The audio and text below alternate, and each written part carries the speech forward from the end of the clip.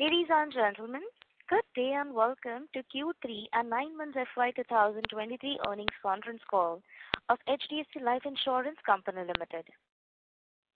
As a reminder, all participant lines will be in the listen-only mode, and there will be an opportunity for you to ask questions after the presentation concludes. Should you need assistance during the conference call, please signal an operator by pressing star then 0 on your touchtone phone. Please note that this conference is being recorded. I now hand the conference over to Ms. Vibha Padalkar, MD and CEO of HDFC Life Insurance. Thank you, and over to you, ma'am. Thank you, Rutuja. Good afternoon, everyone. Thank you for joining us for the discussion on our results for the 9 months ended December 31st, 2022. Our results, including the investor presentation, press release, and regulatory disclosures, are already available on our website, as well as that of the stock exchanges. I have with me Suresh Badami, Deputy Managing Director, Neeraj Shah, CFO, Ishwari Murugan, our Appointed Actuary, and Kunal Jain from Investor Relations. I will take you through the key highlights of our 9 months FY23 results and would be happy to take questions post that. As you're aware, we have completed the merger of our subsidiary, Exide Life, in October 2022. Henceforth, we will be reporting only the merged numbers as our businesses are now fully enmeshed. The previous year numbers, hence, might not be strictly comparable. While globally, headwinds persist from an economic perspective, India appears to be relatively better positioned. Insurance as a sector continues to be a beneficiary of a relatively robust economy, stable savings trends, and favorable regulatory regime. Against this backdrop, we continue to maintain a steady growth trajectory. In Q3, we grew by 17% in terms of individual WRP, which is ahead of industry growth. On a year-to-date basis, we grew by 13%, leading to a market share of 15.8% amongst private insurers. Despite intense competition, we have consistently been ranked amongst the top 3 life insurers across individual and group businesses. Our product mix remains balanced with non-par savings at 39%, participating products at 29%, ULIPs at 21%, individual protection at 4%, and annuity at 6% based on individual APE. Within the non-par segment, our shorter tenor product, Sanchay FMP, continues to do well and now forms about a sixth of this segment. HDFC Life remains enthused over the protection opportunity in India, whilst balancing it with good risk management in a holistic and calibrated manner. We maintain market leadership in credit life by delivering strong growth of 52% across nearly 300 partnerships. Whilst growth in retail protection remained tepid on a YOY basis, we saw sequential growth of 13% in quarter 3. Online search trends indicate that we continue to be amongst the top searched companies in our peer set. There has been normalization of searches for term as a category to pre-pandemic levels. We have taken several initiatives to improve customer convenience, such as development of an in-house automated underwriting engine, mobile cardiac assessment, and medtech solutions to measure heart rate, BMI, and other vitals using video inputs from the customer's mobile devices. With a combination of data analytics, insights into customer profiles, and calibrated risk retention, overall protection APE grew by over 20% in 9 months FY23, and we expect individual protection to continue picking up in the coming quarters. On the retirement front, we have steadily gained market share in the annuity business. Our annuity business in 9 months FY23 grew by 22% on received premium basis compared to a 1% growth for the industry. APE growth is much higher at 68% due to a pickup in our regular premium annuity product, Systematic Retirement Plan. Moving on to key financial and operating metrics. We are on track to margin neutrality for the combined entity for the year, having delivered a new business margin of 26.5%, similar to that in 9 months FY22. The value of new business is rupees 2,163 crores, implying a year-on-year growth of 22%. Our embedded value stood at 37,702 crores as on December 31st, 2022, with an operating return on embedded value of 17.5% for 9 months FY23. Profit after tax for 9 months FY23 stood at rupees 1,001 crore, a robust year-on-year increase of 18%. The profit emergence continues to be aided by strong growth of 30% in back book surplus. Our solvency ratio was 209% as on December 31st, 2022. Renewal collection trends continue to be healthy on the back of improving persistency.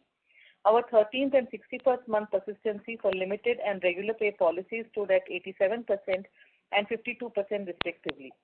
Next, on channel performance. Our bancassurance channel grew by 18% in 9 months FY23 based on individual APE. We have started seeing the positive impact of a closer collaboration with HDFC Bank as the merger process progresses ahead steadily. We continue to see strong growth momentum across other valued relationships with us either increasing or holding our counter shares.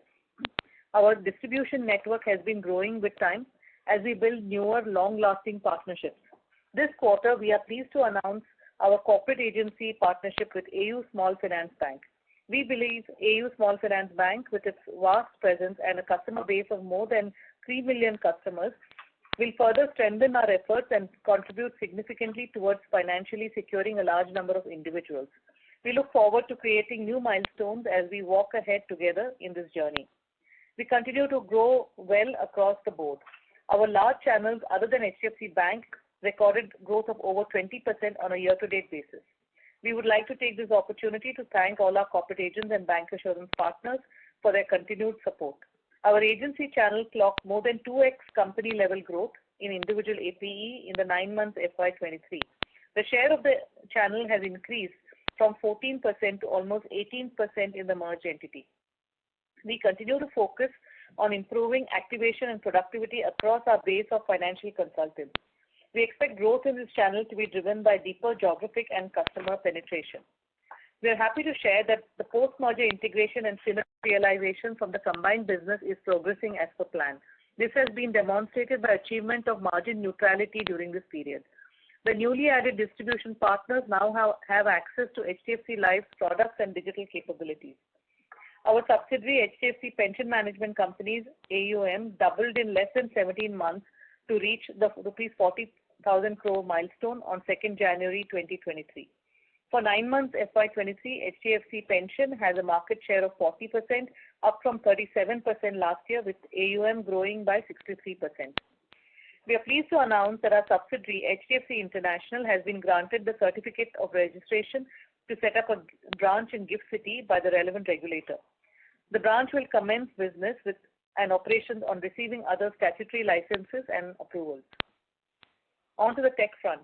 We have initiated a technology transformation exercise with the objective of building intelligent systems and platforms for insurance reimagination, christened Inspire, to aid scale up our business. A new age enterprise and data architecture will be built to enhance our go-to-market capabilities and also improve the overall customer experience going forward. Moving on to regulations. There are many regulatory changes proposed by IRDAI that are aimed at increasing insurance penetration and facilitating sustainable growth of the industry and ease of doing business. We welcome the relaxations provided by a regulator with respect to allowing certain categories of products to be launched through the use and file approach, relaxation in solvency requirement for ULIPs, dematerialization of insurance policies, and allowing insurance companies to raise alternative investments like subordinated debt and preference shares without seeking prior approval of the regulator. Further, the IRDAI is also examining implementation of risk-based solvency approach.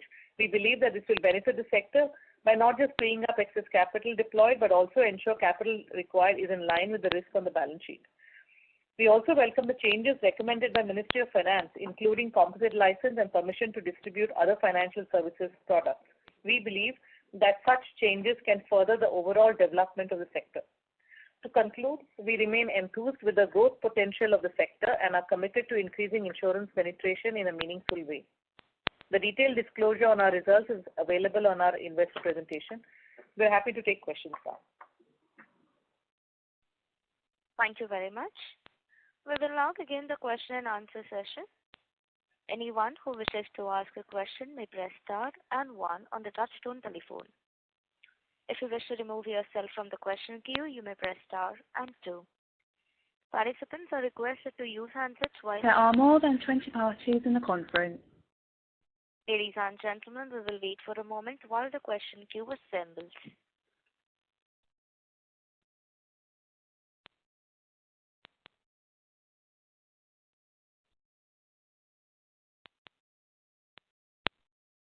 first question is from the line of Suresh Ganpati from Macquarie Capital. Please go ahead. Yeah, hi, Vibha. So 2-3 questions I had. First, all these guaranteed return policies that you have been selling, can you let me know as a percentage of policyholders AUM, what would be the outstanding number? Yes, you want to take this? Yeah, hi, Suresh. Yeah, hi. This would be about, about 15% of the number at overall level. But overall AUM, policyholder AUM, you mean to say? Yeah, so that's about 2,40,000 crores, right? So the total amount would be around in the 12 to 14% range. But I don't know if that's the way you want to really look at it, because the context in which I'm asking this question is one of your competitors obviously is at 3%, but the number is hugely different and 5 times the number that you're talking about. So I know, of course, things could change, but you're pretty confident about the fact that the interest rate risk is reasonably managed here, right? Yeah, so Suresh, honestly, the way to look at it is in terms of the scale at which you're operating when you started this segment, and also how you're managing the risk in the particular. In fact, we don't even look at it in the manner that, in terms of total AUM, what is the kind of number that this is. We basically look at it in terms of the various categories and how are we managing the risk on each of the categories. Are we comfortable with the level at which we are operating? Answer is yes, because we are using the required hedging mechanisms to manage the risk in that, and managing the spreads by being fairly disciplined in the market in terms of repricing. So all the fundamentals there are, in place from that perspective. It really depends on, at what point in time you started the business, and we're not even sure how, some of the folks are tracking it. A lot of it is also to do with the annuity business, which is single premium, which is part of this. Risk management is very, very different. On the group side also, there will be certain products. So all of this is, it forms part of that base. So I think it's better to kind of look at it in isolation in terms of each of the categories and how the risk is getting managed there. Okay. Another point to add here, Suresh, is that if you look at slide 23 of our investor presentation, we've given sensitivity to interest rate changes. And also for quite some time, ever since we launched this category, we have been giving sensitivity of just this category to interest rate changes as well. So that is really what is important as against, what is it as an overall. The overall is relevant if it is entirely unhedged or largely unhedged position. Okay. Okay, and how much would of course, anecdotal evidence is revealed Sanchay Plus has done very well this quarter. As a proportion of overall premiums, how much would be Sanchay Plus, AP, individual AP, if you can give that number? So overall, Sanchay Plus and Sanchay FMP is about 39% for the period. And okay. Sanchay, Vibha mentioned, Sanchay FMP is about 1/6 of that overall. So about Sanchay Plus would be about early 30s. The rest of it would be Sanchay FMP. For the third quarter, you mean to say? I'm sorry? For the third quarter? No, I'm talking about for the period. For the period. 9 months. Okay. Yes. Also within Sanchay Plus, there are shorter end variants, there are longer end variants and so on. And of course, the 1/6 of the business is Sanchay FMP, but also the balance also is various tenors.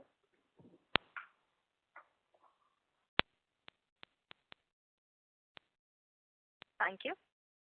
The next question is from the line of Swarna Mukherjee from BNK Securities. Please go ahead. Yeah, thank you for the opportunity. So, two questions. First, on the margin side. So, if I look at the product mix have remained fairly, the quality of the mix has not kind of significantly changed, and I think the share of higher margin products look fairly steady in the mix. In fact, in certain cases like non-par or individual protection, it has gone up quite a bit. However, margins look fairly, fairly stable. It has not gone up to that extent in any way, the way the mix have panned out. So just wanted to know, is there a factor of also, how the channel mix has played out in this? Because I see that the broker channel has done quite well. Now, how would the cost structure be in that, and whether it is impacting the overall margin profile or not? And Yes, yeah, so just one addendum to that question was that given that for 9 months we are at 26.5, I think, in terms of VNB margin, and for full year our guidance was a flattish structure of 27.4 odd. So last year Q4 we had a very spectacular performance in terms of margin. Are we kind of confident of repeating that again this time, or would we be kind of bringing the guidance down? So first question would be that. I think just to answer your last point, yes, we are reasonably confident of margin neutrality on a full year basis versus last year.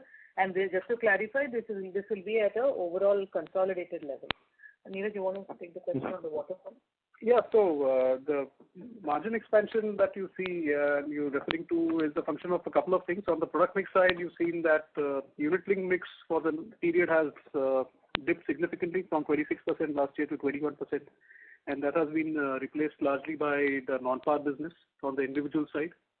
Also, there's a significant shift in the annuity business, as you can see, right? Between both individual and group annuity, the mix was about 5 to 6% last year. It's moved to 8%, and that's a very significant shift.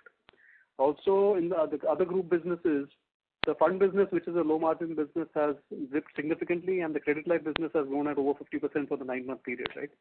So there's a significant upgrade really in terms of the product mix that has happened, apart from the usual elements around on the expense side. You see a negative there. That is in terms of a function of a couple of things. One is in terms of it is reflecting the overall business now, including Exide Life, which was operating at a certain scale. And as Vibha did mention, that all of this gets subsumed in the margin neutrality objective that we have for the end of the year. Sure. So, if you are even comparing 9 months to 9 months, the thing what I wanted to ask was that, I see that the product mix has evolved to be, a higher mix of better margin products. But despite that, the margin hasn't, doesn't look like it has gone up that much. So that's what my query was, that then is it a function of me or anything else to look into that? No, so see, the number that we're talking about, 26.5 for the period 9 months, is including Exide Life, right? And if you recollect, in the previous period for the 6 months, we had reported standalone margins for Exide Life and for HDFC Life. The Exide Life numbers, if you remember, were in single digits. So that obviously will have an impact in terms of the overall number, and that's the reason why we talked about margin neutrality in the first place when we announced our transaction. And soon after that, we basically said the first objective is to obviously preserve the business and to achieve margin neutrality, which we have achieved in this period. In fact, just to add there, we said margin neutrality will take about a year, and we have managed to advance it by about 9 months.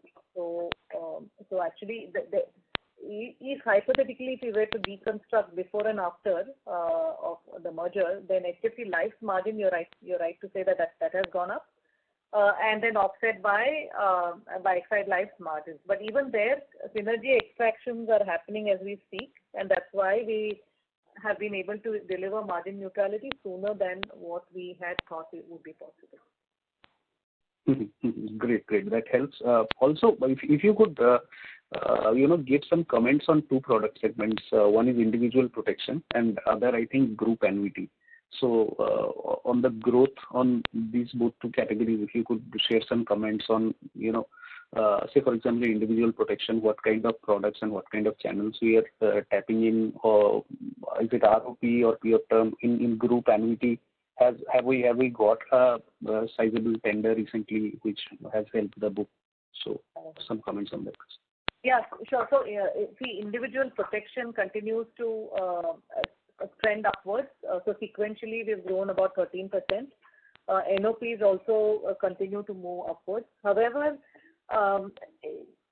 there is both in ticket size also for it to make a difference, as well as all the headwinds that we've talked about in the past about medicals and so on, and that if you have 10 minutes with a prospective customer, what are you likely to sell, and the surety of being able to convert, and so on.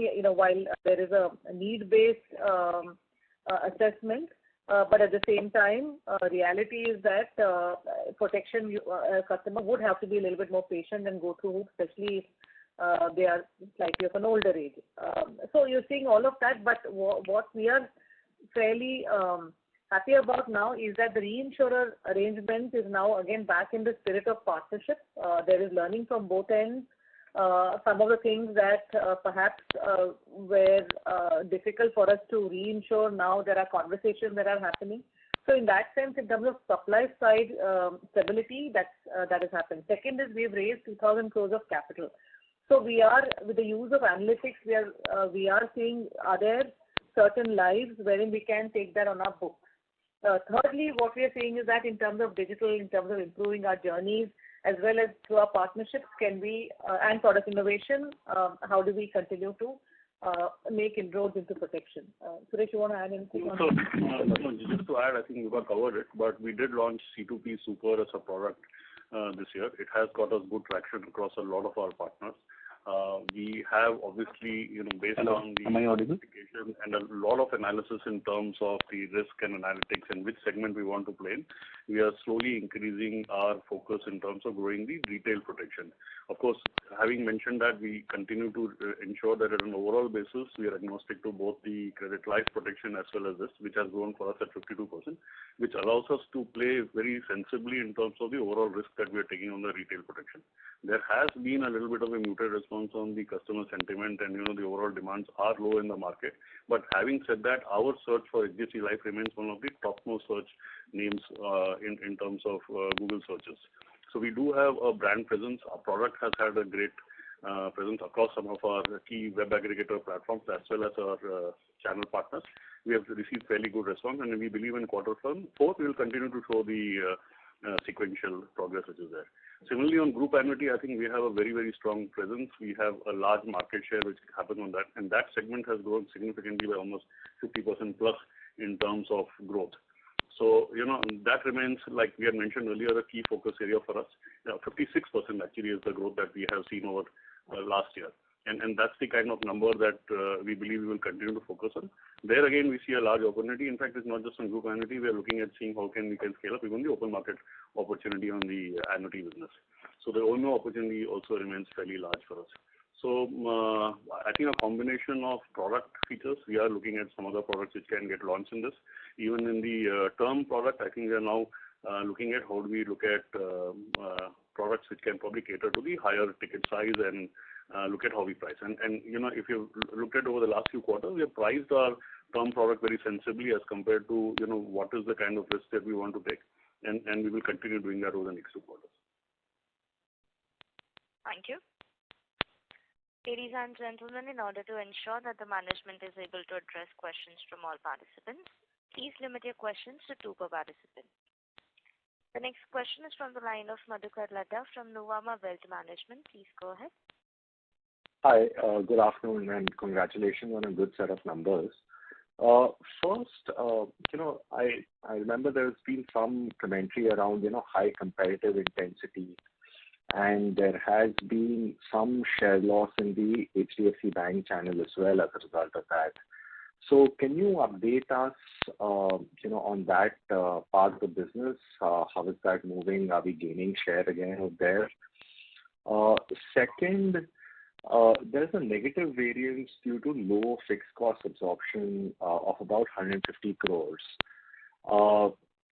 Is it more to do with Exide Life? And can you explain why this has arisen and and how do we see this moving? And finally, looking at business from the agency channel, QOQ there seems to be some drop over there. So what is exactly happening? I thought that third quarter would be even stronger, and now we've got more Exide Life agents also. So if you could update us on how that integration has progressed, how many of the agents have we able to retain, And some color around that. Yeah, Madhukar, I'll start off with HDFC Bank, hand over the fixed cost question to Neeraj, and then agency channel to Suresh. On the HDFC Bank, so we are working very closely together, right from senior leadership to all the way down at folks at their branches, and you will start seeing uplift. We already started seeing that in some of the branches and some of the geographies where we were lagging. And also, what is noteworthy is that top line is also a function of what kind of risks one is willing to take on one's balance sheet, what kind of risks one reinsures and retains, and at what margins. So H Bank certainly understands those nuances, and what I can say is that there is a concerted focus on how the counter share can certainly move upwards and stabilize. So you'll see more of that happening. And as a culmination of the merger starts, date of culmination starts coming closer, you'll certainly start seeing more of that. What is noteworthy is that even ex-HDFC Bank, we have grown about 2.5x market growth. And that is really what is important, and this is nothing new because this is one of our stated objectives of having a balanced distribution mix. And that has stood us in good stead, whether winning new partnerships like AU Small Finance Banks, last quarter we won India Post Payments Bank, and so on. So we'll continue to do that. And while I will, Suresh will handle this later, but just top of the mind, recall agency channel has actually gone up in share from 14% to 18%. So I am not very sure, and maybe we can take it offline as to where you're getting the numbers from. But I'll hand it over to Neeraj on the fixed cost absorption question. I'm calculating quarter over quarter, so Q3 over Q2 of FY23. If I sort of back calculate, if I subtract the numbers, then that's what I'm getting. Maybe we can also take it offline. Because our quarter 3 growth over quarter 2 has been higher in agency. So I'm not sure which number you're referring to, but effectively we'll ask the IR team to give you back the specific numbers. But the growth has been stronger in Q3 in agency. In fact, we've had a very good quarter 3 in agency. And like Vibha mentioned, that the proprietary channel growth, and other than HDFC Bank also has shown tremendous growth for us. Okay, got it. And the 150 crores, yeah. Yeah, so in terms of cost absorption, you're right. Basically, what you see here is a combination of two things. One is, of course, the difference in the operating expense ratio of Exide Life and HDFC Life. So that is something that is definitely what you see here as a significant component of this the expense impact. The second bit is reflecting the market realities of increasing cost of acquisition in the open architecture environment. So that is both in terms of individual business as well as the high growth group credit life business as well. So it's a combination of both of these. And as we discussed, the first objective was from the Exide Life integration was to absorb the business appropriately and then get to margin neutrality. We've done that. And as we do this, we continue to focus on synergy realization in terms of infrastructure, in terms of all other expenses, as well as in terms of how to effectively deploy the manpower that we have from there. So all of these things are something that you will see regular updates from our end, but largely it will get reflected in terms of how the margin expansion starts to happen once the consolidation is done. All right. Thanks. I'll come back in the queue. Sure. Thank you. The next question is from the line of Anshuman Deb from ICICI Securities. Please go ahead. Yeah. Hi. Thanks for the opportunity. My question is regarding if I look at a quarter-on-quarter VNB margin, and if I assume, let's say, Exide Life is 8% margin, I know it's an assumption. The standalone, apart from the standalone margin and the Exide Life margin, is there a negative additional to that because of the acquisition? Because otherwise it looks like the standalone margin could have been lower on a quarter-on-quarter basis if I assume a 8% margin for Exide Life. No, I think, 8% margin, it is now very difficult because, as you know, we move towards seasonality, and especially for smaller companies, quarter three is a very big quarter. So that assumption itself perhaps is, not quite right. And also, if you look at the combined number of branches and so on, that kind of an easing off of some of that infrastructure has already started happening. Eshwari, you want to add anything? Just to add, the combined margin for H1 was 26.4, and now it's 26.2 in H1, and now it is 26.5. So all the components of the margin on the merged entity basis have increased in this quarter. Yeah, understood. No, I was just saying because it was, I think, quarter two standalone would have been somewhere in the range of 28%. So it might have been because of the seasonality that you are referring. It looks like there has been if I assume the margin, obviously that's an assumption. No, so if you recollect, in H1 we had reported 26.2 on a combined basis versus 26.4 H1 last year on a standalone basis. There was a 20 basis points gap, which we said we will attempt to bridge over the rest of the year, and in 9 months we've done that with 26.5 versus 26.5 last year. Understood. Okay. And the second question that I have is on, you mentioned about the composite license, and I remember one of our annual reports also we mentioned about how we were eager to exploit that opportunity. So any thoughts on the opportunity to sell health insurance? So this is no surprise because HDFC Life has been spearheading this opportunity, not really, to redistribute the pie with standalone health insurers or the general health insurers, general insurers. It is more in terms of how do we expand the pie with keeping customer in center rather than asking the customer to go to different types of insurers for their fulfilling different sorts of covers that they need. That was the intention, and so we've been at it at least for the last 3 years, and then a committee was formed, as you would recall, and I was part of this committee. A report was submitted over 18 months ago. Thereafter, there was, 8 committees were formed under the new IRDAI chairman, of which Development and Penetration Committee was chaired by HDFC Life.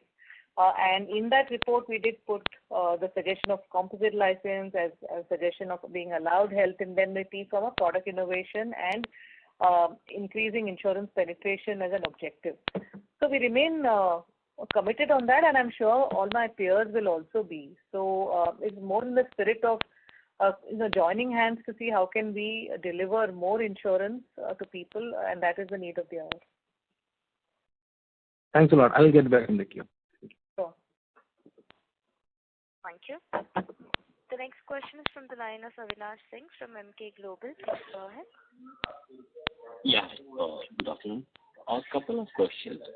First, on sort of distribution, we see a kind of, a direct share being reducing. Of course, some part of it could be explained by side merger that would have a lower direct. But is it also to do something with a kind of a struggle on retail protection overall and also unit sales being tapered? Because I would assume these two products to be kind of having higher selling direct. So that's number one. Second, on this backbook surplus generation, yes, versus 23 billion last year, 30 looks a good number. But we also need to see in the context that, okay, your last year 23 billion would have a material impact from COVID Delta wave. So if, we were to see kind of, the COVID loss or COVID death claims, excess claims, then surplus, backbook surplus generation growth looks a bit muted. So any sort of clarity on that? These are my two questions. Thanks. Yeah, so Suresh, Yeah, hi. So look, 2-3 things on direct. I think one, of course, there has been a little bit of a slowdown due to lower branch walk-ins, and online business also has been low traffic. But I think primarily we have been focusing on the quality of business in direct. So 2-3 things have happened. One, we have tried to see which segment and what ticket size we want to play in to make sure that the persistency as well as the product mix improves in direct. So that has kind of ensured that we bring the margins up in direct. and led to a lower number of NOPs and growth. And it has been kind of a stated strategy by us. Second, of course, is the fact that, look, as and how we are looking at the Exide merger, we are trying to kind of look at, in terms of the overall consolidation of the structures between both of them. So as that happens, the pickup in terms of numbers over the next 2-3 quarters will start showing again. Some of it also has been a realignment. Some of these partners like Policy Bazaar and all that have moved in from online direct kind of a web aggregator model to a broking kind of a channel. So that's how we are defining it. But overall, given the expanding customer base, we are looking at a direct growth. And, as we expand our branch network, the bigger advantage is with Exide, we are getting a significant number of new branches, especially in South and Tier 2, Tier 3. So we should be able to get what we call the branch channel to activate all over again in terms of growth. But really, the flattening has been more in terms of quality of business and us exiting a smaller ticket size on the direct business over the last 2-3 quarters. Yeah, quickly on this, on branch thing, you are not looking to close down any sort of or rationalize branches that you are acquiring from Exide? No. So there is obviously a lot of synergy that we will deliver. We will be able to create in terms of looking at how do we map the two sets of branches. We have gone through a very detailed exercise as part of our integration work streams, where we have seen which are the branches. So, for instance, HLIC has 383 branches and LIC had 204. Combined, we will have 584. We had 587 on the day of the merger, but we will merge and close maybe around 140 of these branches. But the idea is not that we will shut down and we will look at how we can expand, because the customer segment that we are able to service as well as the employees who we need to place out of the existing branches has been completely mapped out. So we have looked at the infrastructure which is available as a combined entity. So where we believe that the ALI branches are better, our teams are moving in there. Where we believe the HLI branches are better, we are moving in there. And we believe where both the branches need an upgrade, we have kind of looked at a new location and made sure that we are servicing the customers both from IRDA perspective as well as our overall perspective. And we will then look at newer locations that we can expand on. So there is clearly a cost synergy that we can get out, but that gives us the ability to invest in further branches in other towns that we want to get into. Okay, thanks. And my question on the back book surplus generation. On the back book surplus, while yes, for the YTD it looks like 30% is a lower number, but if you look at the quarter, the EB surplus, where last 2-3 didn't have any COVID impact, the growth is around 18%. So that is a steady state growth that we expect on the EB surplus, around the range of 18 to 20%, without any one-off that may come through. So, and that is in line with what we expect the WIF to emerge, given the profile of products that we have been writing in the last 4-5 years. Okay. So 18 to 20% kind of a backbook surplus generation growth over FY22, which is pre-COVID. So with COVID, and if you look at FY21, the EB surplus we generated in just 9 months is very close to that. So obviously the full year is going to be much higher than that. Okay. And and a new business estimate, of course, will be a function of from which kind of products we are getting growth. Okay, thanks.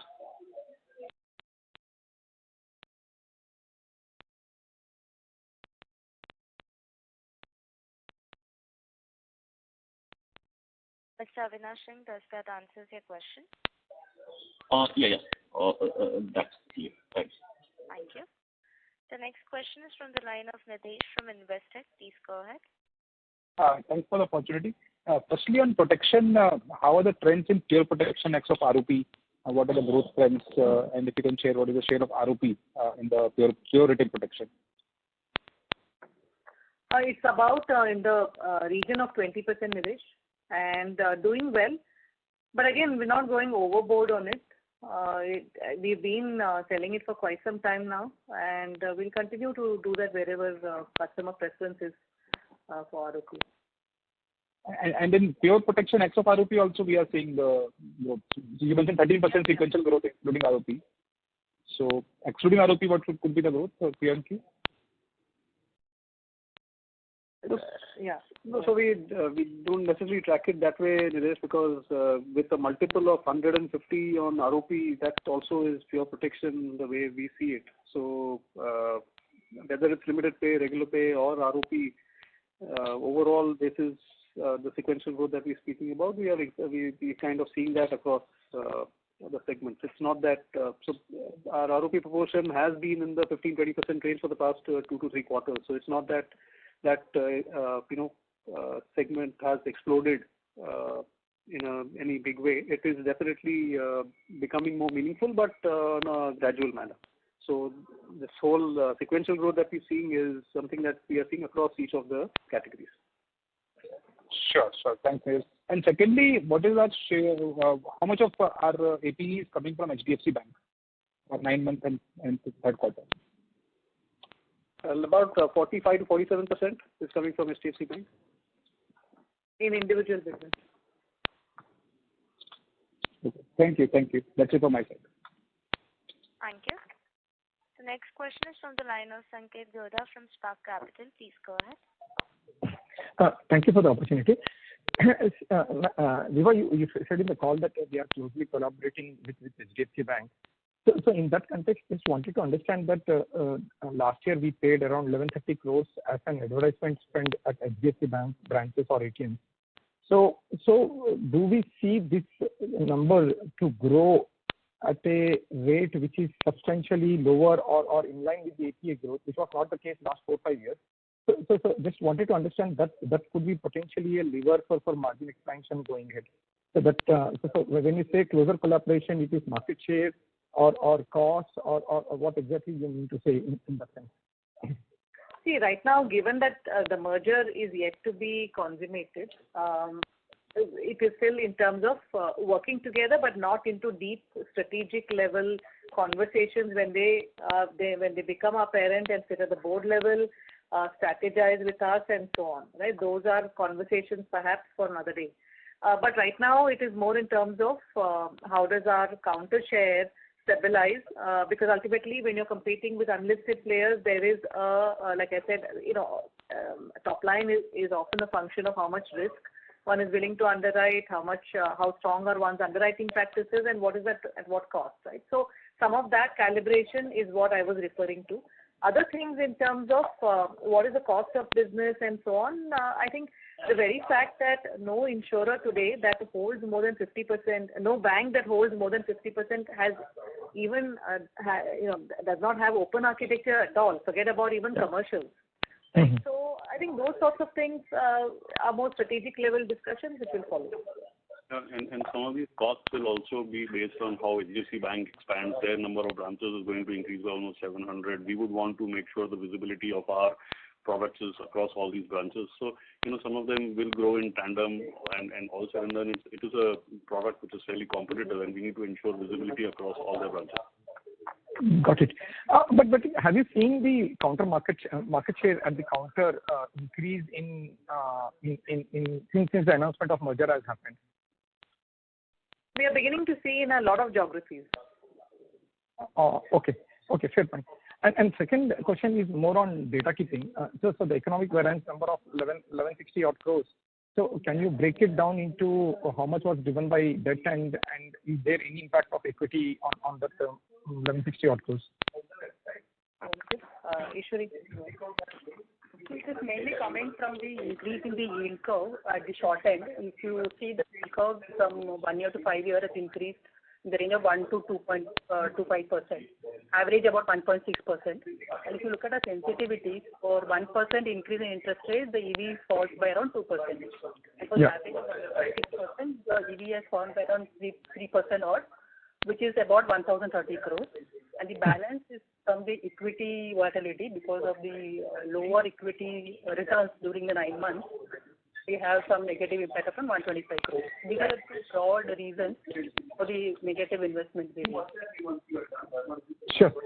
So why I was asking this question is that we said in the call at the start of this year that we are baking in lower unwind rates because we expect the equity returns to be lower. So do we see a positive surprise there? Any possibility, or it will remain the level what it is expected today? It's expected to remain at the current level because there's a lot of volatility. It's only in Q3 we've seen a small upside, but again we see some stress. Got it. Perfect. And last one from my side. if you really do you want to disclose the hedge coverage ratio, which you might be calculating internally based on what are the instruments you have internally, like FRAs or PPDs and internal cash flows from the other products. So if you want to put a number against the hedge coverage ratio against the likely cash flows we should get in the guarantee products, any number you want to suggest? How is our hedge coverage ratio? So, Sanket, a couple of things here. One is basically two kinds of guarantee products. One is the single premium guarantee products, which are basically duration matched through just matching the asset and liability duration. On the regular premium products, we said it's basically cash flow matching using three large areas. One is internal cash flows from lower duration liability products. Second is FRAs.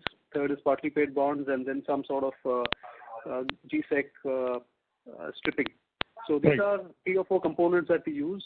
We don't necessarily want to talk about each of the numbers because it's dynamic at the back end. We do take calls based on how the interest rates are moving, how the FRA spreads are moving in the market, and this multi-pronged strategy helps us do that from time to time. And through a combination of each of these, we want to stay as closely cash flow matched as possible. Okay, perfect. Thanks. That's it from me. Thank you. Thank you. The next one is from the line of Nitin Jain from an individual investor. Please go ahead. Hello, am I audible? Yes. Yeah, hi Nitin. Yeah, hi.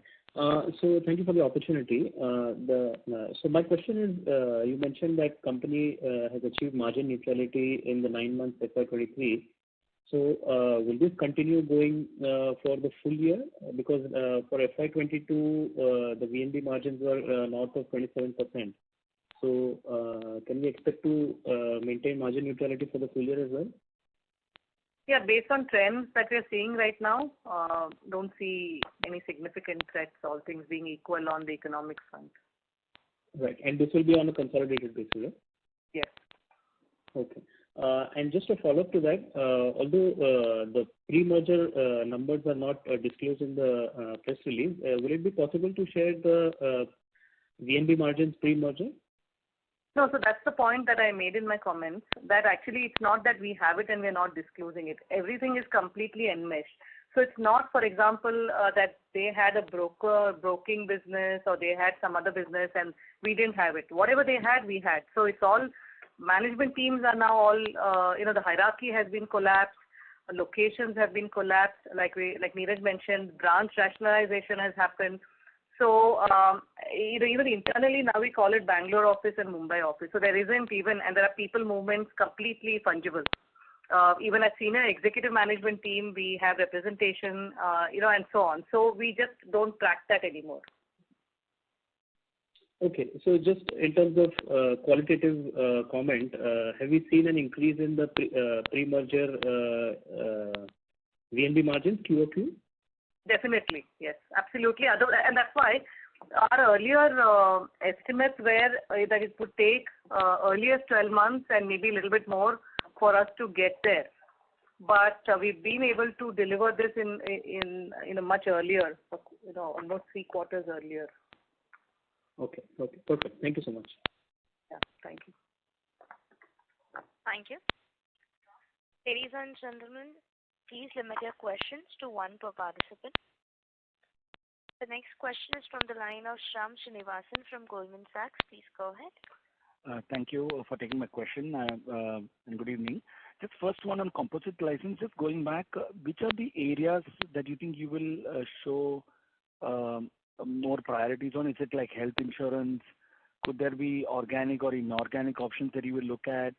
Also M&A. So I just wanted to get a sense, do you think this opens up M&A not only for you, maybe for the industry as well? Yeah, I think all various permutations will emerge, but I'm also of the belief that it's not going to happen overnight. And the reason I'm saying it is, look at FDI today, right? People are allowed to invest up to 74%, and we are far away from that.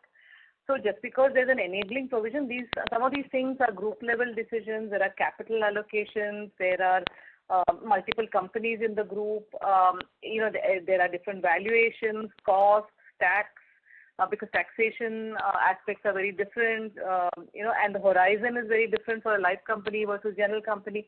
And the way we look at it is that let us see in terms of what are the contours of eventual regulations, and then we will see. Of course, we have done some homework, but it's not slam dunk. And also, we don't have to be a manufacturer in every case. In some cases, we might just be a distributor. In some things, we might be, have this as a rider. So there are various aspects. Even today, we have a combined product with HDFC Ergo, and that's doing well, which effectively we are able to distribute health protection cover for our customers, and so on. So various models will emerge, and actually speaking with the regulator, that's also their intention, wherein what I understand is that you don't have to be a full bells and whistles insurer. You could be a specialized insurer only doing crop or only doing rural or only doing disability and so on, which might require lesser capital than the onerous capital requirements of a life insurer. So we'll have to see. But apart from composite, we are also enthused, and this was also there in the Development and Penetration Committee report, that why not allow insurers to also distribute other products, each other's products, which are, first of all, anyway governed by our common regulator. And secondly, if banks can distribute life insurance and general insurance, why can't we mobilize some of those other financial services products and be a distributor, especially in our branches, our feet on street, our direct channel, our online channel, and so on. So we would be equally enthused with if from that were to come through. Got it. And quickly speaking, my second question, deposit rates have seen a very sharp jump as banks have fallen over each other to raise rates. Despite that, I think non-par savings, even for the quarter Q3, has been strong. So are you seeing any early signs that, as rates go up, that you're seeing pressure on your guaranteed income products? Have you responded by raising our own rates? So just dynamics around this and maybe the path forward for these two classes. Thank you. I'll start off, Suresh, you can add.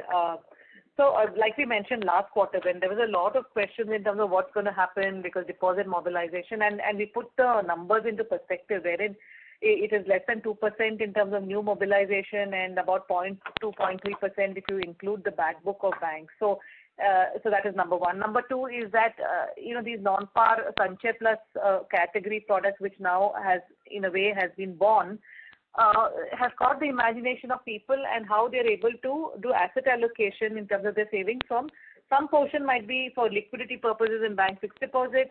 At the same time, this is a lifelong guarantee or some other forms of longer term guarantee, which also they want. So it's not really fungible as such, and that's exactly why, like we said, and that's what spanned out, not only for us but for the sector also, no real big ticket impact or dent because of this drive towards deposit mobilization. No, I think Vibha covered it, but frankly, this segment on the non-par side has almost grown by some 67% for the industry. So, it's really created a segment by itself, and it's a question of asset allocation to this. In fact, we are fairly agile in terms of our pricing. It need not necessarily be that we need to increase. Right now, we have actually brought a little bit of a reduction to maintain profitability of this particular segment. And we do believe over a period of time, we will probably see the industry following this. So it's not that we need to compete with deposits. I think this has a space for itself, and we will do it with an independent pricing to make sure that this segment remains profitable for us. Thank you, and all the best. Thank you. Participants are requested to please limit their questions to one per participant. The next question is from the line of Supratim Datta from Ambit Capital. Please go ahead. Thanks for the opportunity. So I'll just continue from the last participant. So typically, with the yield curve flattening, the profitability of guaranteed products reduce. So just wanted to understand that, what needs to be the spread between the short-term and long-term yields for this product to remain viable? Yeah, so I think that's one factor, I guess, which you can't control in terms of the slope of the yield curve. So what you have to do is, some of what Suresh mentioned and what we've been talking about in terms of being disciplined in terms of pricing.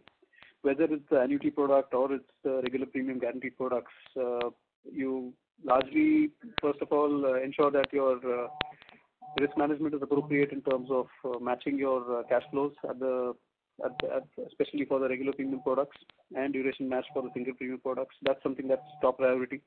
Then you figure out what kind of credit risk that you're willing to take to try and get the yield pickup. Within tolerance, you do that to try and get the maximum yield that you can out of the assets that match the liability. Then you figure out what's the kind of competitive landscape that is around to be able to not be the highest rate, but at least be in the vicinity. And then, of course, you have your, margin sort of profile in mind. And all of these things are something that need to be considered to be able to manage the profitability. So, irrespective of which way, when we had launched the product, we had a fairly steep yield curve, as you know, about 3.5 years back. And today we have a flattish yield curve. But we've been able to manage our spreads broadly, given the pricing discipline that we followed in terms of both the annuity as well as the non-par savings products. Okay. And sorry, Mr. Datta, may we request you to please rejoin the queue? We have participants waiting for the turn. Thank you. The next question is from the line of Abhishek Singhal from Naredi Investments. Please go ahead. Good evening. Thanks for taking my question. Has the company got permission to do health and business? If you have got it, should you do some business now? And health insurance plan will be on or third party? And second and last question, more aggressively, HDFC Bank is opening its branches. The more it is not affecting the premium, then when will the effect on the insurance premium start? So on the first part, like I mentioned to one of the earlier callers, that right now the extent regulations do not permit us to seek or file any license to do health indemnity. So we will have to wait based on what the finance ministry and whether that is able to, in what form or shape we see final light of day on composite health and so on. So we'll have to wait for some time. What I did allude to earlier was that we continue to remain interested in being able to incorporate some of these things that we are not allowed to do today into having features within our product, so that we can have product innovation and not have these artificial constructs as to where does a life company start, where does a general company start, where does a standalone health, where is pension, and so on. Because we have to keep customer in center of what we do, and ease of giving solutions to some of the risks being faced by the common person. I think that is really what all of us should be focused on. So we'll wait and see, and we'll hopefully have some clarity towards the end of this financial year. On your second point on HDFC Bank opening up new branches, while they are opening and we are certainly there in the new branches, new branches do take some time because they're fledgling branches. Often start with very small area. It is stabilizing in terms of their banking activities, and it takes a good 2 to 3 years before it starts focusing on distributing third-party products. But we are there in most of the branches. You will start seeing some of the uptick, like I mentioned to you, as over the next 6 to 12 months in terms of closer working with the bank, and that's stabilizing. Okay. Thank you so much. Thank you. Thank you. The next question is from the line of Atul Mehra from Motilal Oswal Asset Management. Please go ahead. Yeah, hi. Good evening, and thanks for the opportunity. In terms of the composite license, as and when hypothetically it goes through, would there be merit in one mega organization of HDFC, both the health insurance, basically the general insurance business and the life insurance business coming together? And do you see like the two companies coming together then and creating one large insurance for all the needs? Do you see merit in that, or you believe both would perhaps do better individually? Thank you. So we have this model across the world, and even where there are where this is a possibility, both models exist. There are some groups that have composites, some groups that are bespoke only for one or the other. And there are merits and pros and cons in both. I mean, obviously the merits would be that you would require lesser overhead. You would probably be able to have better end-to-end view of your customer. Your customer doesn't have to go elsewhere for their insurance needs, upsell, cross-sell, all of those things. And some of the negatives could be that these are very different perhaps products, especially when you're looking at crop and motor and P&C. There could be different capital requirements, investment horizon outlook could be very different, taxation could be different, and so on. So these are really for shares to take a view on and more a strategy level call rather than a company operating level call. Got it. Thank you very much. All the best. Thank you. So, thank you. Thank you. The next question is from the line of Bhavya Sangri from Fortress Group. Please go ahead. Hello. Thanks for taking my question. My question has been answered. I just like to get some data points for bookkeeping. Could you just give us the data for HDFC Bank's counter share within individual business over the past 2 years, like FY20, 21 and 22 year end on channel mix? See, we are not giving specifics of, because counter share and so on is also, because at the same time, if you were to look at counter share of value of new business, it's a very different outcome. If you look at counter share of what is the risk on the balance sheet, these are very different outcomes and so on. I think what is important is that our growth in this quarter 3, for example, has been faster than industry level growth, regardless of any counter shares or regardless of any of the other dynamics of open architecture that we thrive in, and ability to attract new partners. So just defocusing on just one relationship of any kind has been our core stated strategy, and that has stood us in good stead time and again. Got it. Thank you. Thank you. Thank you. The next question is from the line of Pallavi Deshpande from Samiksha Capital. Please go ahead. Yeah, thank you for taking my question. So I think in the previous answer you alluded to the fixed cost absorption being actually a split between a higher cost of acquisition and the Exide Life business. So if you could just give us a sense of what should we take it as the split, and just also on this cost of customer acquisition again, that which channel would that be that we're seeing this? Yeah, so you could take it as broadly, half and half. Directionally, you could take it as that. And we did mention to you in terms of our plans to get the synergy realization out of the combined business now. That is something that you will, we've already started delivering on that. Margin neutrality is the first proof of that, and we'll see expansion as we go forward. As far as cost of acquisition going up, that's something that is happening across the board, largely in the corporate distribution with open architecture, and that's something that we've been in all our relationships. That's something that we are seeing across the board in terms of increasing cost of acquisition, in terms of partners, as well as in terms of give the expansion, putting in more manpower. We acquiring new distribution with companies such as India Post Payments Bank last quarter, and more recently AU Small Finance Bank. We've scaled up our partnerships with Yes Bank, IDFC, Saraswat, as well as Bandhan Bank in a very big way. All of that requires a fair bit of investment, and that is something that we would expect to continue. Of course, we will try and get synergies out of any fixed cost absorption that will come out of our proprietary distribution.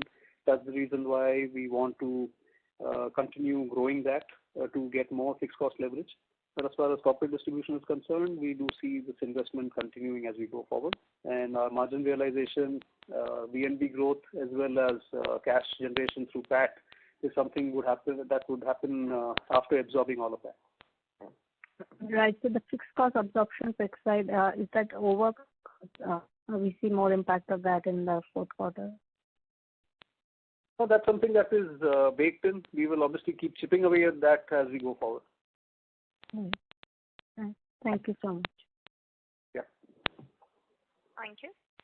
The next question is from the line of Neeraj Toshniwal from UBS India. Please go ahead. Hello. Yeah, hi.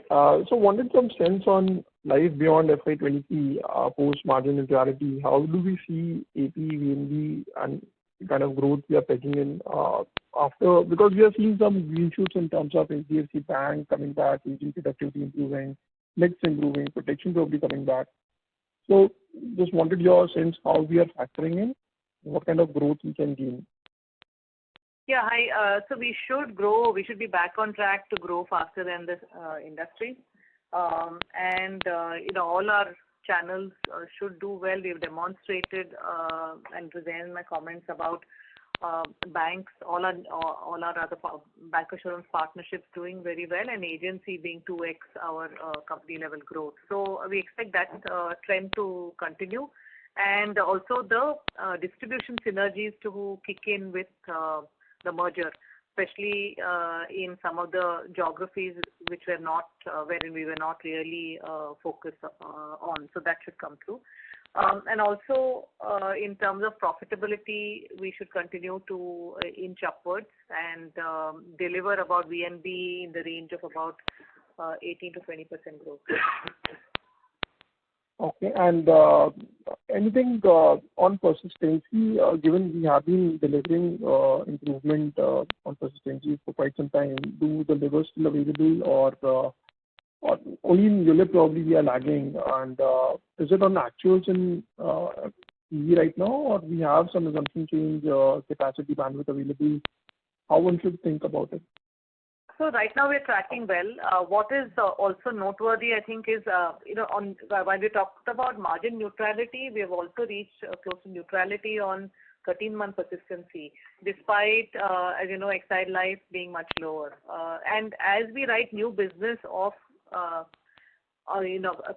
emanating out of distribution strength of Exide Life, we will put in a lot of rigor, and you'll start seeing that new business delivering fairly decent levels of 13 months, inching upwards to ours. Having said that, I think we are very enthused to be present meaningfully in the non-tier 1 segment, and the way we are going to be looking from next year onwards is, obviously we don't want to dilute the high quality business that we have built in the tier 1 segment. So that is something we'll be monitoring separately. But at the same time, in terms of a mix, we will see some level of different level of persistencies in tier 2 and 3, because that is really the nature of that geography. And that's to say, with the persistency or mortality, there will be a haircut to what you see in tier 1 outcomes. So you'll see some of that, and that's how we are building our projections going forward. Also, if you were to look at it, I just mentioned that we have tied up with AU Small Finance Bank, India Post Payments Bank, and all of this is with a purpose. Apart from being great partners and franchises, but also, that is the place. Those are the places that interest us, and you will see more penetration into those geographies. So there will be a mixed impact in a nutshell. Got it. This is very helpful. Last question. In terms of VNB triangulation, if I compare the standalone margin walk last quarter and the Concall, there have been two impacts in terms of both the product mix and the fixed cost mix. So we have talked about product mix also. I think we have done well. So how fast we can ramp up, or have we categorized these two which will ramp up faster in terms of movement, given mix is improving? Any roadmap to that? No, it'll have to be a bit of both, really. No real clarity in terms of how much will be contributed by each of these. It could depend. It would really depend in terms of what period of the year we're talking about. But both of these will be equally important as we go forward. VNB growth is going to be a function of three things. It's going to be a function of the growth. We've already articulated our aspiration to grow faster in the sector, and inching up margins that will come out of some of these shifts. From a medium to long-term perspective, we know that protection will become a larger part of the business. Annuity is already scaling up, will continue to do so as we go forward as well. So product mix shifts of time will continue to be meaningful, And as we expand our proprietary distribution, operating leverage is also something that will be very meaningful as we go forward, apart from the shorter term synergy realization from the combined business. Got it. Thank you so much. This was very helpful. And all the best. Thank you. Thank you. The next question is from the line of Amit Jain from Axis Capital. Please go ahead. Yeah, hi. Thanks for taking my question. So, just wanted to check that in terms of HDFC Bank, so do you see any particular product segment which is selling higher, or it is like sort of uniform? And how does that compare to other bank partners? Thank you. So there has been a little bit of a focus across most of our banker partners on the non-par segment that has grown. Even if you were to look at it, that segment has grown in banks from almost 30% in FY21 to 38%, which is reflecting in our number also. It is also and the whole segment for the industry has grown to 67% is our estimate in terms of what kind of numbers are looking at. Similarly, there has been a growth on the annuity business also. So, these are actually flavors of the year in terms of how the product is positioned. We will probably see some focus coming back in terms of retail term over the next 1 year. But clearly, we have always managed to maintain a balanced product mix. It's just that UL we are slightly wary of in terms of that it shouldn't go beyond a certain percentage. I think we mentioned in earlier calls also that we want to ensure that each of our channels is profitable, and we make sure that the product mix is appropriate to the channel to make sure that the channel by itself remains profitable. So depending on how we want to push at HDFC Bank or agency channel or our other banker partners, we kind of maintain this mix across each of these channels. Sure. Thank you. That was helpful. Thank you. The next question is from the line of Madhukar Ladha from Nuvama Wealth Management. Please go ahead. Hi, good evening. Thank you for taking my question again. So, you mentioned in your opening remarks about the approvals that you applied for opening the branch at Gift City. So can you talk a little bit more about what sort of business would you look to build from there? So, this is in the initial stages. We have opened a branch of our HDFC Life and Re subsidiary out of DIFC at the Gift City.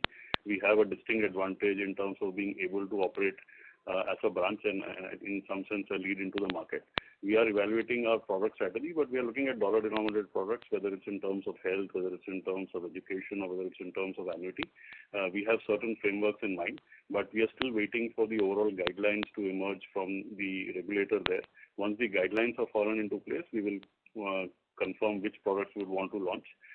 We are in some sense ready with our business plan and operating plan, but clearly these are different segments, different markets. But it will be a huge opportunity for the NRI customers who can look at these products coming out of a brand like HDFC in India, and also an opportunity for the Indians to be able to take dollar-denominated products for coverage of health and some of these education-based kind of products. So there are initial thoughts and concepts. Some of them we have formed up, but we are waiting for the overall clearances to come in, and we should be quick to launch on this. And what's the sort of expected timeline? Can you, who is exactly the regulator in DIFC for insurance? And, what would be the timeline for something like this? So timelines in some of this is not very easy to predict as such. The IFSC is regulated by IFSCA, which is the Gift City Unified Regulator, which is there in place. We also have DFSA, who manages our overall regulations for the subsidiary out of the Dubai subsidiary. We have recently got a certificate of registration which has been set up by the IIO. The IFSC branch will be an IIO setup, and this came in November. But some of the other regulations are expected to come in. We will obviously wait for the product guidelines in terms of who will approve these products. But clearly, this will have to be first cleared by the IFSCA here in India in terms of what kind of products will be allowed for us to sell. Got it. I'll connect with you more offline on this. Thank you. Sure. Yeah. Thank you. The next question is from the line of Avinash Singh from Emkay Global. Please go ahead. Yeah, hi. One question, because it's kind of annual routine. Again, the budget is around the corner. there has been a lot of noise from both the ends. But if at all, life insurance maturity proceeds, if they are to be brought under the ambit of taxation, or if, then do you see that the products like the non-par guaranteed products will remain viable to be sold profitably? So, Avinash, here, since it's hypothetical, and also given the need for actually having more tax benefits than lesser, just given that our insurance penetration has gone down than moving steadily upwards. But hypothetically, if you were to say you're referring to 1010D, if that were to go away, I still think that that category has been born. Why is that category born? Because people are saying that, if I were to retire in the next 10 years or thereabouts, I don't know what are going to be the interest rates and what am I going to earn at that point in time. It could be low single digits. And I want to remove this volatility from having a worrisome retirement time. So I want certainty, and which is exactly our campaign, which says my first salary after retirement. That has caught the fancy of people to say that there is this particular aspect will be completely non-negotiable regardless of any macro events, any other economic events, and so on.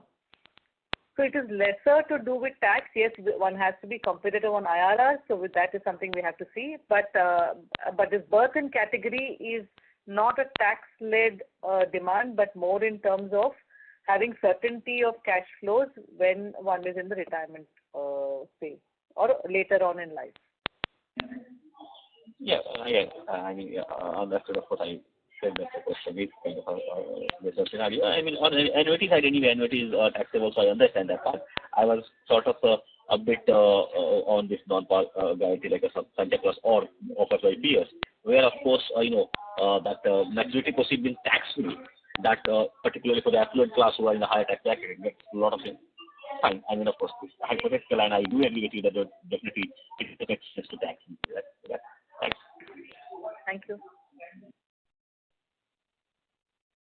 Thank you. The next question is from the line of Samyak Shah from Samiksha Capital. Please go ahead. Yes, thanks for giving me this opportunity. So, you mentioned that reinsurance are back on the table. Thank you, Mr. Shah, but we are unable to hear you. Your voice is echoing. Hello, am I audible now? You are not clearly audible, sir. Hello, is it fine now? Is it better? Management, shall we continue with the question? Yeah, we'll try and take this question. Go ahead. Please go ahead, sir. Yes. So, do you expect any reduction in reinsurance premiums, or can they be flat going ahead? So, I'll start off, and Neeraj, you can add. There are different ways of us getting a better arrangement from reinsurers. Price is one, and like I alluded to earlier in one of the questions, that we are beginning to see a lot more reasonable and collaborative approach, quite rightly, by reinsurers now that COVID fears have receded. So that in a way helps us write more business and defray some of our costs. So we're seeing that. Hypothetically, can it happen? Neeraj, you want to take this question? I'm sorry, just to be clear, was your question in terms of rates coming down or? Yeah, okay. So, directionally the way we are going is we are looking at increasing penetration, expanding into tier 2, tier 3, expanding beyond covering just the salaried high income individuals, right? So when we are directionally moving that way, you can expect the risk profile, the consequent underwriting process that Vibha spoke about, as well as pricing to need to reflect that, to be able to build a sustainable business. So, pricing should be appropriate. We have no real, preference for which way they would go. We would want it to be appropriate in terms of offering meaningful cover. At the same time, business being profitable with risk being appropriately priced. If there is expansion that's going to happen in higher risk segments, pricing should reflect that. And, any business that is done without keeping that in mind, we believe will not be sustainable. Even today, we are seeing different practices in the marketplace in terms of pricing as well as in terms of underwriting. I guess for a product which typically has a term of 20 to 40 years, it's only appropriate that pricing takes that into account. Pricing is one factor. It's important, but not the only one. There are also avenues which are important in terms of being able to assess the profile of an individual, being able to use data more effectively, being able to use underwriting models more effectively to be able to improve the customer acquisition process. So a lot of these things we believe will be enablers as we go forward with more and more data, not just on demographics in terms of income, but also in terms of health over a period of time based on customer consent should be available. That should make a process a lot more efficient and pricing finer based on customer segments that we are going to be offering. Thank you. Ladies and gentlemen, this will be the last question for today, which is from the line of Dipanjan Ghosh from Citigroup. Please go ahead. Hi, good evening. Hope I'm audible. Yes, please go ahead. Yeah, just a few questions. One is on the annuity segment. We've seen the market leader take multiple price hikes on few products. So in that context, from a medium-term perspective, how sensitive is this segment to pricing? And in that, how do you see the margins in that segment shape up? Second, on the non-par side, it seems that there has been marginal increase in tenor and also a bit of increase in the regular pay variant. So from a sequential perspective, has that had some impact on margins? And lastly, a data keeping question, if you can break your operating variance YTD. Yeah, on your first point on annuity pricing, we keep calibrating it. At the same time, like with everything else, it is never only the price. It's a whole host of things. There is a lot of engagement on the ground. There are engagements at various levels with corporates, with that's on the group side, on the retail business, with nodal officers, with many aspects. So yes, price is important, like even in retail business, but I would say that it is one of the levers that is there. And we stay away from taking really aggressive calls. It is very tempting to go down that path. But if you're not able to really earn that spread, then we would really question as to why are we doing this? Because that way we could do many other things. We could be very aggressive on protection. We could be, so why only in annuity business, right? So, it's always a balance in terms of either mortality or financial risk management. At the same time, you have to stay in the game and with a healthy dose of strong partnerships and building bottoms-up connect. You want to add anything, Suresh, on annuity? No, I think, there was right in sense that we have been calibrating. Like we mentioned, we see a huge opportunity on the OMO segment. We try and look at the group annuity based on relationships as well as in the process and how we've been able to work with a lot of large corporates in terms of being able to get this business. The brand helps us get a clear leverage in terms of the pricing. And I think it is important because a lot of people who would want to invest would want to stay with HDFC over a longer period of time. But we remain competitive. We have a very large trained workforce on the ground who's able to explain the benefits. We're trying to build an ecosystem around what kind of a platform we'll be able to offer, the customers in this particular segment. So it is a very, very large opportunity, and I think in some sense we are happy if more and more people come in because, look, it will only expand the pie on this particular segment. So we are focused. I think we are very clear, and it's always good to stay within the limits or tolerance in terms of what kind of the overall business is there. And we keep coming in and out of the segment because we're fairly well diversified. So for instance, on group term, we have been quiet for quite some time. We feel that, look, we can probably play larger on the group term now that things have stabilized. So these are some of the plays that we have between the term and annuity kind of a business. I think on the next one on non-par tenor you had. You want to take that point? You're saying that it is more on the. So yes, so my question was, it seems that there has been some increase in customer demands towards longer tenure, regular pay variant as a whole for the industry and to some extent maybe for HDFC Life also. So that from that perspective, has that had any benefit on the margin? This entire return guaranteed segment over the last 3.5, 4 years, we've actually seen a fairly broad spectrum of customer demand. It has been at the longer end for sure. It also has now with Sanchay fixed maturity plan that we launched a few quarters back. It's at the shorter end as well. Folks who are preferring to pay maybe one premium or maybe 5 premiums and have a 10-year horizon instead of a 20-year horizon. That's also a fairly meaningful segment and for business. We had mentioned about 1/6 of our non-par business is coming from there.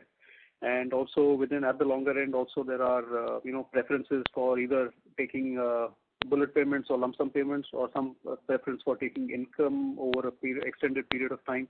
So there are multiple such options that exist, and there is preference around that. As far as margin delivery is concerned, again, it's a function of managing the spreads. Of course, longer-term products will be more profitable compared to shorter-term products. But even within shorter-term products, we had mentioned that it is with pricing discipline, you can manage fairly respectable margins out of that as well. Sure. And lastly, if you can just quantify the operating variance breakup for the year to date. It's mostly persistency variance. Mortality is a small positive and expense is moderately positive. So most of the operating variance is coming from better persistency. Sure. Thank you and all the best. Thank you. Ladies and gentlemen, this was the last question for today. I would now like to hand the conference over to Mrs. Rekha Vidalkar for closing comments. Thank you, Rutuja. We would like to thank you all for attending the call. Have a great weekend. Thank you. On behalf of HDFC Life Insurance Company Limited, that concludes this conference. Thank you for joining us, and you may now disconnect your lines.